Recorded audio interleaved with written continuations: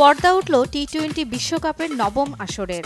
ডালাসে উদ্বোধনী ম্যাচে কানাডার বিপক্ষে টসে জিতে ফিল্ডিংয়ে যুক্তরাষ্ট্র। সাবেক আইজিপি বেনজির আহমেদের অপরাধের দায় তাকেই নিতে হবে, পুলিশ বাহিনী নেবে না। দেশ ছাড়ার ব্যাপারে কোনো তথ্য জানা নেই বলেছেন স্বরাষ্ট্রমন্ত্রী আসাদুজ্জামান খান। সাবেক আইজিপি বেনজির আহমেদের বিচার লোক দেখানো, নাটক করছে সরকার বলেছেন বিএনপির মহাসচিব মির্জা ফখরুল ইসলাম আলমগীর। বলেছেন ফ্যাসিবাদীদের বিরুদ্ধে আন্দোলন চলবে।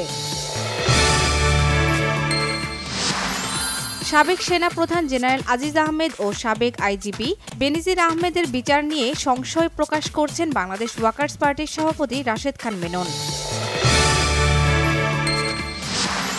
মালয়েশিয়ায় কর্মী পাঠাতে সংকটের জন্য দায়ীদের বিরুদ্ধে ব্যবস্থা নেয়ার হুঁশিয়ারি প্রবাসী কল্যাণ প্রতিমন্ত্রী শফিকুর রহমান চৌধুরীর।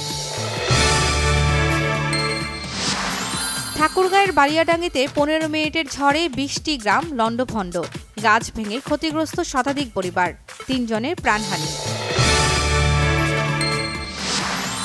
1,28,00,000 টাকা বিদ্যুৎ বিলের বকেয়া কুষ্টিয়ার কুমারখালী পৌরসভার। বিল আদায়ে পরস্পর বিরোধী বক্তব্য মেয়র ও বিদ্যুৎ বিভাগের। ভারতের লোকসভা নির্বাচনের কেন্দ্র ফেরত জরিপের ফলাফলে সংখ্যাগরিষ্ঠতা নিয়ে এগিয়ে বিজেপি জোট।